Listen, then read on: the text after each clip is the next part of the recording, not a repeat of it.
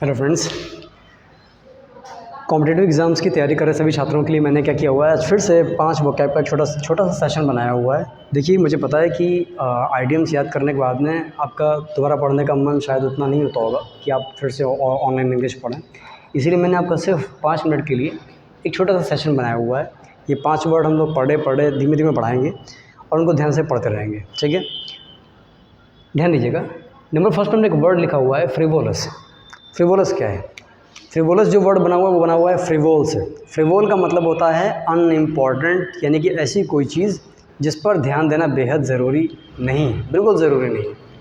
Frivolous का मतलब होता है तुच्छ बात, एक ऐसी बात जो हमारे लिए सिग्निफिकेंट नहीं है, इम्पॉर्टेंट नहीं है, यानी कि अनइम्पॉर्टेंट है, इनसिग्निफिकेंट है।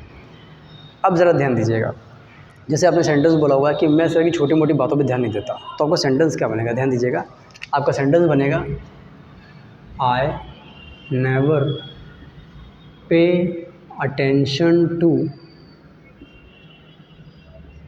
सच कैसे matters, frivolous matters.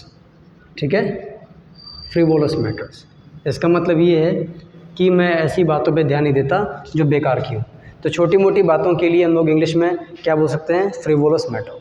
Frivolous matter में फ्रिवोलस के लिए जब हम बात करेंगे तो इसके लिए एक छोटी मोटी, जो मैं बोली हुई छोटी मोटी बात है, छोटी मोटी चीज़ों को इंग्लिश में बोलते हैं पैटी।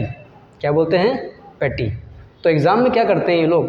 पैटी दे सकते हैं या सिग्निफिकेंट का उल्टा दे सकते हैं, यानी कि इनसिग्निफिकेंट दे सकते हैं। अगर इनसिग्निफिकेंट नहीं दे रहे हैं तो इम्पॉर्टेंट का उल्टा क्या दे सकते हैं? अनइम्पॉर्टेंट भी आपको दे सकते हैं। फ्रिवोलस क्या बोला? फ्रिवोलस मतलब बेकार की बात। पर्याय क्या हो जाएगा? पैटी, इनसिग्निफिकेंट और अनइम्पॉर्टेंट। फ्रिवोलस का क्या बताया? पैटी, इनसिग्निफिकेंट और अनइम्पॉर्टेंट। ठीक है, अब बात कर रहे हैं सेकंड की, इम्पैकेबल। कोई अंदाज़ा लगा सकते हैं आप लोग कि क्या इसका मतलब होगा, क्या इसका अर्थ होगा? देखिए, ध्यान दीजिए, इम्पैकेबल हम लोग बोलने में तब ज़्यादा यूज़ करते हैं जब कोई इंसान हमारे सामने कोई बढ़िया परफॉर्मेंस करता है, उस परफॉर्मेंस में कोई कमी नहीं होती। हम ऐसे परफॉर्मेंस को इंग्लिश में इम्पैकेबल परफॉर्मेंस कहते हैं। आप याद कर लीजिए, जब भी कोई इंसान हमारे सामने कोई ऐसा परफॉर्मेंस करता है जो पूरी तरह से परफेक्ट होता है, पूरी तरह से क्या होता है? परफेक्ट होता है, ऐसे परफॉर्मेंस को हम लोग क्या कह सकते हैं? इम्पैकेबल परफॉर्मेंस कह सकते हैं। तो इम्पैकेबल के लिए क्या बनता है? पर्यायवाची की सिनोनिम परफेक्ट बनता है, क्योंकि ये काम बिल्कुल साफ़ सुथरा होता है, यानी इसमें कोई कमी नहीं होती। इसको इंग्लिश में लोग क्या कहते हैं? Flaw, flawless. फ्लॉ माने क्या होता है? किसी कैरेक्टर में या किसी चीज़ की क्वालिटी में कमी होना।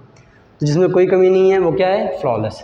ठीक है, तो इम्पैकेबल, परफेक्ट और फ्लॉलेस। क्लियर है? चलिए, अब बात करें नंबर थर्ड की, इम्पर्सनेट। इम्पर्सनेट मतलब होता है किसी चीज़ का आडंबर करना, दिखावा करना। आपने सुना होगा हाइपोक्रेट एक व्यक्ति होता है जो किसी चीज़ का आडंबर करता है, दिखावा करता है। तो आपने अपने मन की फीलिंग्स को छुपा लिया जो आपके मन में चल रहा है, लेकिन आप बहुत अच्छा बनने का आडंबर कर रहे हैं, दिखावा कर रहे हैं, ढोंग कर रहे हैं। तो आडंबर करना, ढोंग करना, यानी कि प्रिटेंड करना, ये आपका क्या कहलाएगा? इम्पर्सनेट। तो इम्पर्सनेट मीन्स क्या हो जाएगा? किसी चीज़ का आडंबर करना, ढोंग करना या दिखावा करना। क्लियर है? सबसे पहले हमने एक वर्ड पढ़ा हुआ है फ्रिवोलस। फ्रिवोलस मैटर याद रखेंगे, इससे आपको याद रहेगा छोटी मोटी बातें, यानी कि बेकार के इशू। पर्याय क्या होता है छोटी मोटी के लिए? पैटी होता है, इनसिग्निफिकेंट होता है, अनइम्पॉर्टेंट होता है। परफॉर्मेंस की बात करेंगे तो इम्पैकेबल परफॉर्मेंस हो जाएगा, परफेक्ट हो जाएगा, फ्लॉलेस हो जाएगा। आडंबर करने की बात कर रहे हैं तो इम्पर्सनेट हो जाएगा, पर्याय क्या हो जाएगा? प्रिटेंड हो जाएगा। 2 वर्ड रह गए हैं, जल्दी से पढ़ लेते हैं, ध्यान दीजिए। ड्रूल। ड्रूल क्या होता है? देखिए, हम जानते हैं कि जो हमारे मुंह से लार बहती है उसको अंग्रेजी में क्या बोलते हैं? सलाइवा। क्या बोलते हैं? सलाइवा। ठीक है, और लार बहाना क्या हो गया? सेलिवेट। सलाइवेट प्रोनाउंसिएशन उतना शायद अच्छा ना हो। सेलिवेट क्या हो जाएगा? लार बहाना। तो अच्छे भोजन इत्यादि को देकर जब आप लार बहाते हैं, लार आपकी चूती है, तो इंग्लिश में बोलते हैं ड्रूल। ड्रूल का मतलब क्या होता है? लार बहाना। अब जब आपने सेंटेंस बोला हुआ है कि he is drooling for pizza, यानी कि पिज़्ज़ा के लिए उसको बहुत ज़्यादा खाने का मन कर रहा है, उसके मुंह में हिज फीलिंग या his mouth is feeling water. ठीक है, तो याद रखिएगा, ड्रूल का मतलब होता है लार बहाना। लार बहाना, पर्याय क्या हो जाएगा? सैलिवेट। ठीक है, ऊज़ अलग है। ऊज़ का मतलब होता है पानी का चूना या रिसना। जब पानी रिस रिस के चूता है, जैसे छत में अक्सर क्रैक्स पड़ जाते हैं, पानी रिस रिस के चूता है, तो पानी का रिसना या चूना, यानी कि आप कह सकते हैं ड्रिबल या ड्रॉप कह सकते हैं, ठीक। क्या कहलाएगा? ऊज, पानी का रिसना या बहन। नंबर 5 की बात करते हैं। नंबर 5 में क्या लिखा हुआ है? एंडोर्स। एंडोर्स का मतलब क्या होगा?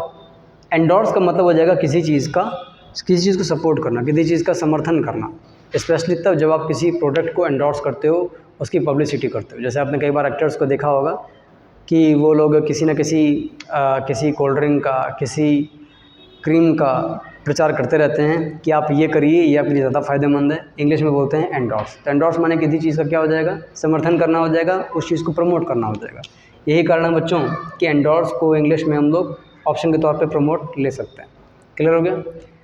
फिर से देख लेते हैं। फ्रिवोलस मतलब अनइम्पॉर्टेंट, पेटी बनेगा पर्यायवाची, इनसिग्निफिकेंट बनेगा, अनइम्पॉर्टेंट बनेगा। इम्पेक्केबल परफॉर्मेंस का मतलब होता है परफेक्ट परफॉर्मेंस, यानी कि फ्लॉलेस परफॉर्मेंस। इम्पर्सनेट मतलब हो जाएगा आडंबर करना, यानी कि प्रिटेंड हो जाएगा। डूल मतलब हो जाएगा लारबाना, यानी कि सेलिब्रेट हो जाएगा। पानी का चूना या रसना क्या कहलाएगा? ऊज कहलाएगा। और एंडोर्स माने हो जाएगा किसी चीज़ का समर्थन करना या किसी चीज़ को प्रमोट करना। स्पेशली जब कोई एक्टर या हीरो हीरोइन किसी प्रोडक्ट को एंडोर्स करते हैं, इसका मतलब वो क्या कर रहा है? उसको प्रमोट कर रहा है, ठीक है।